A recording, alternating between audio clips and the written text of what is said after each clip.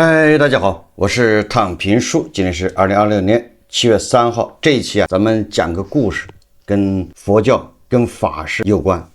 这是财新网6月份的一篇报道，是关于什么的呢？做法事驱鬼，却被控诈骗。西安主持1年半牢狱后被判无罪。这讲的是西安某个寺庙的一位主持，在北京给一位信众做法事驱鬼。那驱鬼呢，肯定要有一些收费。那后来这个信众家属就把这个主持给告他诈骗，有关方面就把这个人给抓住了，关了1年半。那现在被判无罪，这到底怎么回事呢？2023年夏天啊，北京的一位母亲带着患重度抑郁的15岁的女儿，踏上了前往西安一座小寺庙的旅程。他们不是去旅游，而是去求一场火供法事。这个火供实际上是宗教或者叫佛教里面的一个法事仪式。那据说能驱除缠身的女鬼，让女孩重获新生。而这个火供法事当然要收费，3万元的法事费，后续1.4万多元的随喜就是捐赠。主持被控诈骗罪，锒铛入狱1年半。财新网这个报道那就引起了大家的热议。这究竟是利用宗教信仰来诈骗，还是正常的宗教信仰的一个社会实践？是利用他人的绝望牟利，还是真的给人家解决问题？所以今天我们就来完整的讲述这个充满争议的是真实的案件。西安长金寺主持叫释志觉，他实际上他的这个俗名叫张朝明，做法事被控诈骗案。这个故事的背后是宗教自由与刑法边界的激烈碰撞。这个故事我都是基于财新网的2篇报道来给大家讲述。让我们把时间拉回到2023年上半年，北京的海淀区一位母亲，当然财新网说叫李女士，当然是化名。她正陷入人生最黑暗的时期。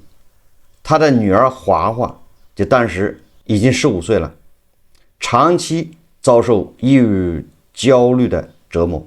华华休学在家，4月至6月多次出现自杀、自伤、自残这种倾向，甚至药物中毒送进 ICU。 家人也带他去正规医院就医做心理咨询，但效果甚微。绝望中，这个李女士就四处打听偏方，因为去正规医院好像效果不行嘛，那只能相信这些道听途说的。结果经熟人介绍，2023年6月，李女士认识了西安长金寺的主持释志觉，当时54岁，他的俗名叫张朝明，我们就叫他张朝明。这个张朝明是一位有合法教职备案的，也就是他完全手术都是正经的佛教僧人，他不是那种骗子假和尚。早年在成都昭觉寺出家，2023年正式担任长金寺主持，在西安。张朝明就受北京李女士的邀请，就到他北京海淀李女士的家中探望这个患者华华这个小姑娘。在交谈中，张朝明就非常真诚地说，他说我梦见了这个华华身后有个穿红衣服皮肤黑的女鬼缠着他，做一场火供法事可以驱除这个障碍，让他精神状态恢复。这个火供实际上是藏传佛教的传统仪式，通过燃烧贡品供养护法神，祈求清除业障，祈福平安。在宗教信仰体系中，这是一种常见的心理抚慰和宗教实践。那这个有点走投无路的李女士2023年7月22号就带她的女儿华华前往西安的长金寺。这个主持张朝明亲自主持了一场火供法事，李女士为此支付了3万元的法事服务费。此后这一段时间里面，陆陆续续也有一什么放生随喜、什么供养师傅、点灯随喜等等名目，这就是捐款了，共计转账1.4万余元。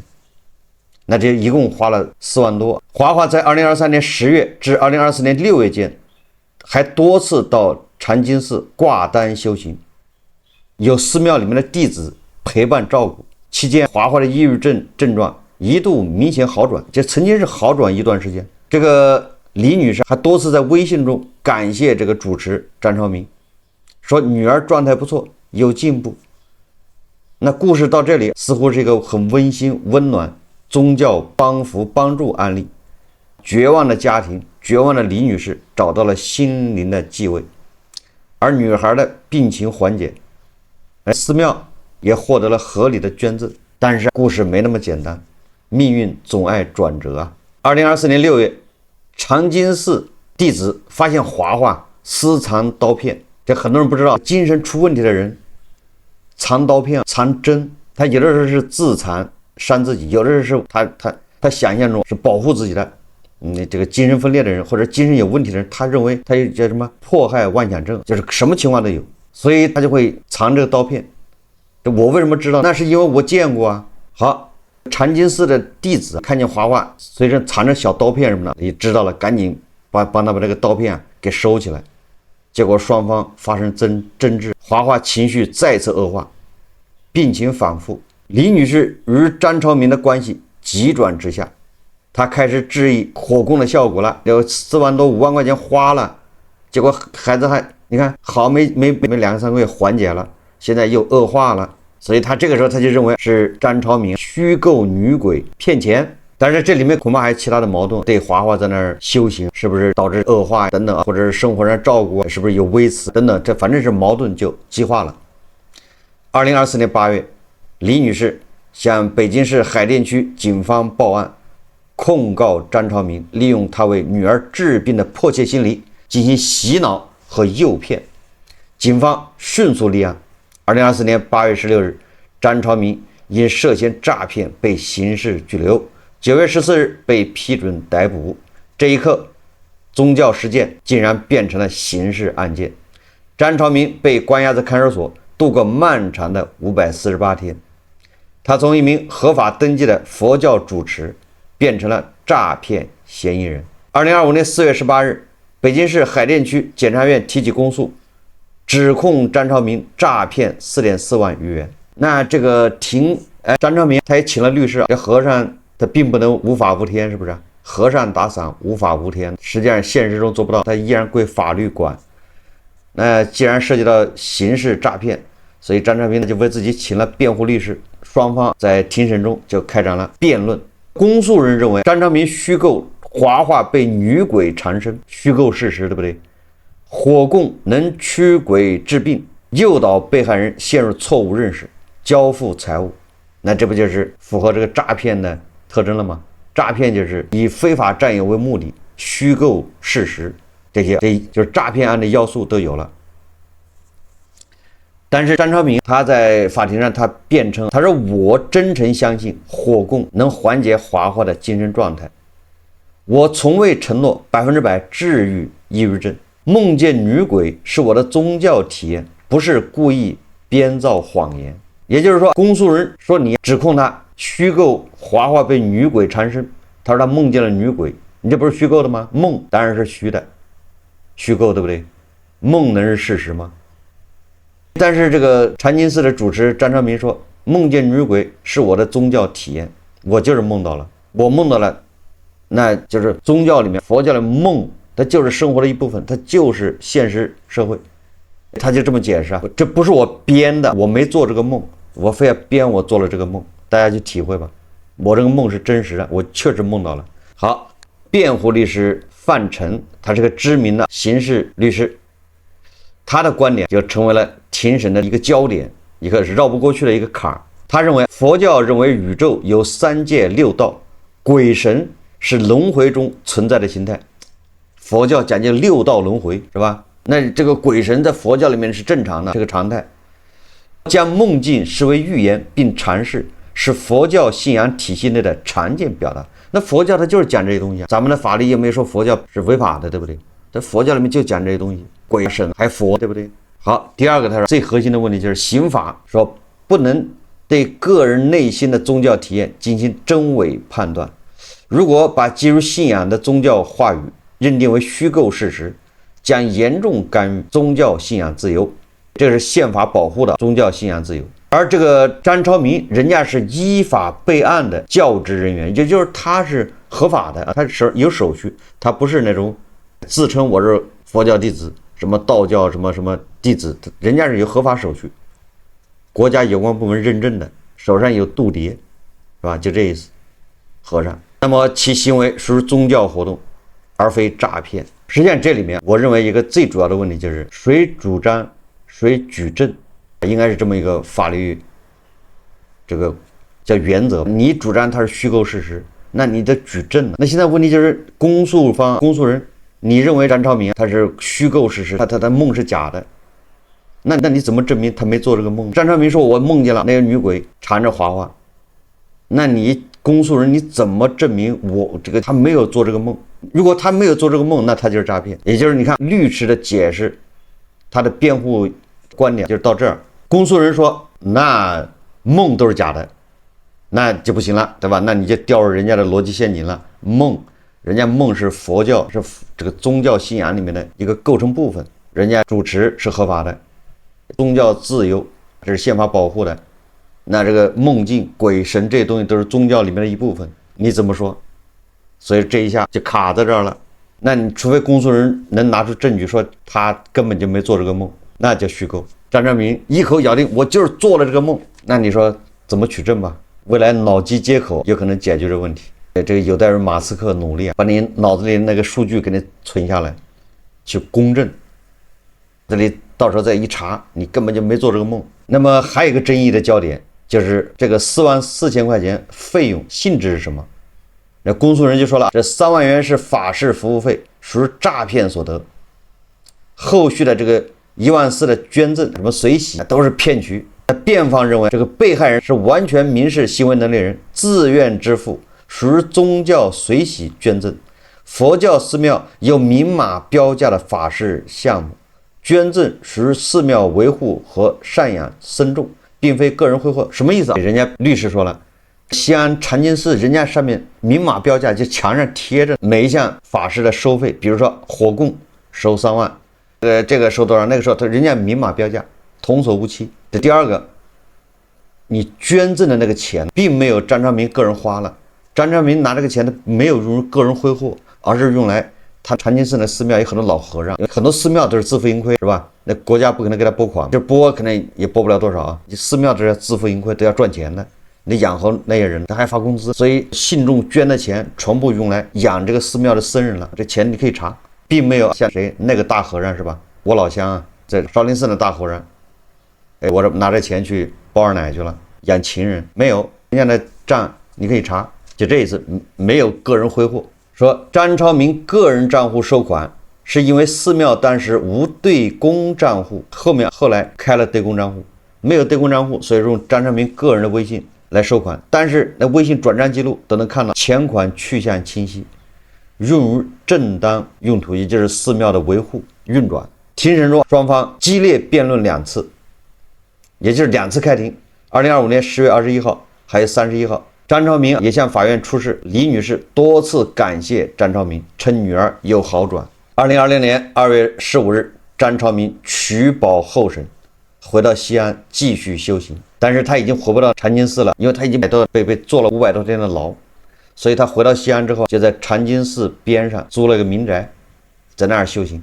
他还去有关部门的跑手续，恢复他的名誉，恢复他的身份，他是吧？2020年6月22号，北京市海淀区检察院以证据不足为由，决定撤回起诉。6月23号，那就是10天前，海淀区法院裁定准许撤诉，张超明终于恢复清白。他对财新网说：“松了一口气，我会继续修行，也希望通过这个案子推动国家更好保障宗教人员的合法权益。”辩护律师范晨说了一句名言，他说本案让上帝的归上帝，凯撒的归凯撒，司法不应随意干预宗教领域事务。实际上这种事情在中国不是第一次发生，类似的事情也很多，但是跟这个西安禅净寺张超明这个案子有点不太一样，有的是假装僧人宗教人士，那你这就是诈骗了，你没有合法身份，你干这事情那就是诈骗。这个我记得以前有个假冒活佛诈骗案，深圳杨洪成假造藏传佛教活佛身份，以火供双修的名义诈骗钱财，性侵信徒，最终被判重刑。那还有一些人，他不是宗教人士，他的身份很奇怪。比如说，现在虽然国家没有这个职业，但是老百姓有信的，算命的，瞎子算命，还有什么风水师、阴阳师这些，那他也不算宗教人士，或者有他有道教协会的这些身份，有的可能有，有的很多都没有。他就给人看风水或者给人算命，这个时候你要说他算的不准，你是诈骗，你给了他1万块或者8000块，你再告他诈骗，这个道理是一样，是吧？你不能以这个算的不准或者法事没有效果来告他，这个不构成诈骗罪，因为你没法举证。最主要我刚才说的，你得搞明白他有没有虚构事实。虚构事实这玩意其实挺难界定的。最主要还有一个什么？诈骗罪有2个，一个是非法占有他人财物，以占有别人财物为目的，这是第一个；第二个就是虚构事实。实际上，不光咱们这儿，美西方也有这样的案子。有宗教信仰的地方，就容易有这些，有人打着这个旗号是吧？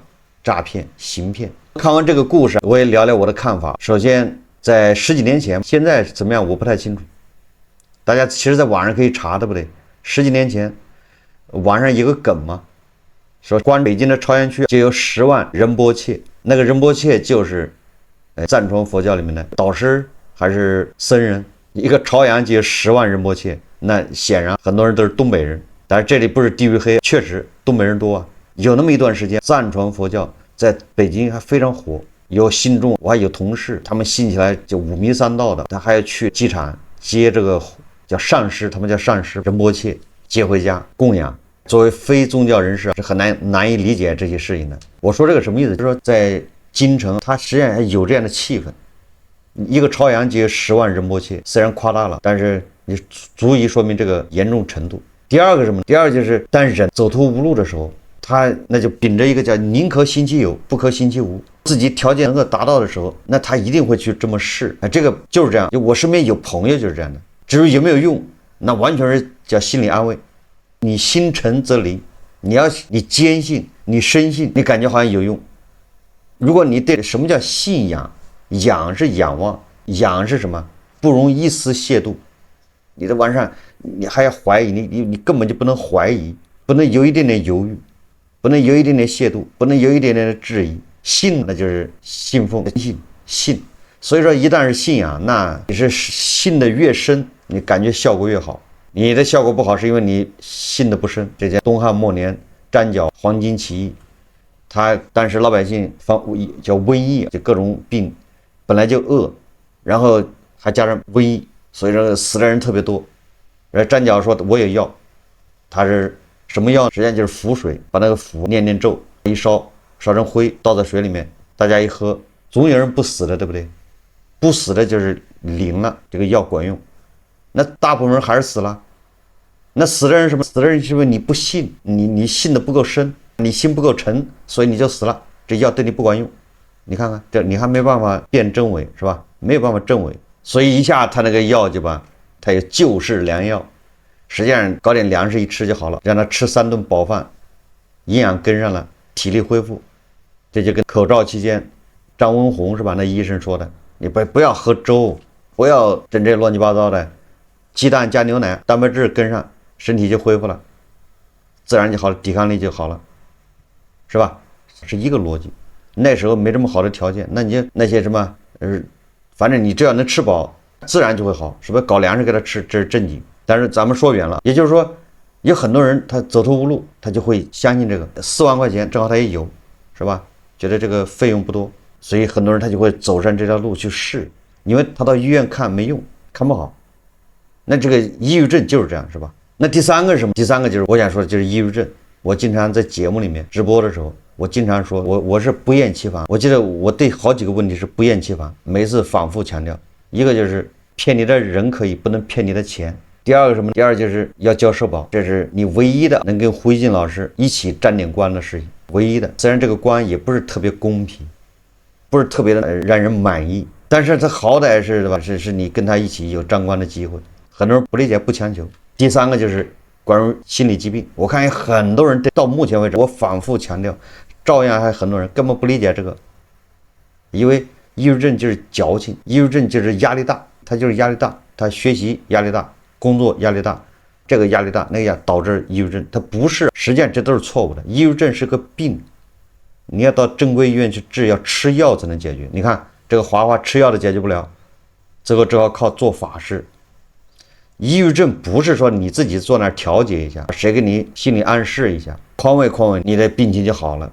没有，顶多给你缓解一下，但是很快又要进入他自己的那个病程之中，按照他原来的那个病程去演进。反过来说，李女士她女儿华华，实际上就是这个道理。她不知道这是一种病，是病，你通过这种心理暗示解决不了，这就是误区嘛。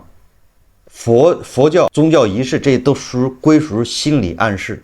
你如果深信它，你心理暗示，就像老中医的头发越白，后面写个四代什么神医是吧？好，你越信他随便给你搞点药一吃你就好了。为什么？因为你本来就有自愈能力，对不对？再加上你信，你一信，说不定身体里面就调动了某些能量，是吧？你在自我修复，你越信它这个越有利于让你自我修复。这实际上就是一种心理暗示。你的某些激素水平分泌就提高了，一高可能就会产生一些应激，也有可能就会好，是吧？会缓解。但是病还是病，它缓解只能管一会儿啊。所以说，为什么有的人说我去好像参加什么宗教仪式，果然管用？对啊，那你没有病，那是心理一种刺激，一种引导，一种暗示。就像你就相信佛祖就喜欢你，就要保护你，宠爱你一个人，天天看着你，你天天这么信。事实上没有用，那是心理暗示。这个首富王老板去白马寺烧香有用吗？那佛祖都没搞过好几百个万达广场，完全不明白咋回事啊！我这讲的什么意思？这些事情你要去正规的医院去治疗，这是关于抑郁症。那这个华华为什么治疗效果不好？因为媒体没报道。这我给大家解释一下，抑郁症一定是越早发现越好，越早发现越早确诊，越早接受正规治疗，你就千万不要东一榔头西一棒子。今天在这个医院搞几下，开个药一吃，效果不好，好，再去医院开个药一吃，效果又不好，生生把一个本来有机会能缓解的、愈后不错的一种病，给他治成了一个疑难杂症。很多都是因为家长这种操作，这小孩的病没有达到一个好的效果，都是因为家长没有重视。我刚才说第一层，很多家长认为这就是矫情，压力大。你压力大，好，那我不希望你高考考不上随便，你就考不好都行，我不给你压力，以为这样他就能好。你错了，生活中任何一个刺激对他都是压力。你让他参加高考是压力，你不让他参加高考他一样是压力。你以为小孩他没有自己想法，他认为自己是个没有用的人，对吧？交朋友，别的同学学习的好得很，爸妈的骄傲。马上要高考了，自己在家，你以为他没压力？所以说你不要老拿自己的这个想法，你以为你给他减压了，实际上你每一个动作都有可能是在给他增加压力。所以最好的办法是去医院。所以我一直说你要去3甲医院，找正规医院，找专家挂号。你确诊之后接受治疗吃药的时候，你再找几家看一看，把他们开的药、他们的治疗方案对比一下，看哪种这个叫危害性小，副作用小，反正都是专家，那3个专家说的肯定不一样，所以你得挑一个。或者如果2个专家说的一样，那就按2个专家说的去循序渐进去正规治疗。而且一旦是确诊抑郁症，就不能操之过急，就得慢慢来。我刚才说了，什么衣服里面藏刀片，什么藏针，书包里面藏剪刀，这些东西我都见过。我身边这些小孩很小，3、4年级，幸好是发现的快，发现的早，就发现有异常，赶紧到医院一检查，抑郁症，接受治疗。学是上不成了，没法上学，所以这是抑郁症。还有很多人脑子里还是固执的，在那认为抑郁症就是矫情，压力大，你只要没压力它就好了。这是最害人的。所以说华华的妈妈的李女士，她前面怎么治疗的咱不知道，我也不是专家，但是她反正效果不好，也可能是治成了疑难杂症。效果不好她就没办法，她就是这叫临时抱佛脚求佛帮助。结果去了之后，那肯定是心理暗示有一定的作用，你越信它越管用，但是这玩意坚持不了多长时间。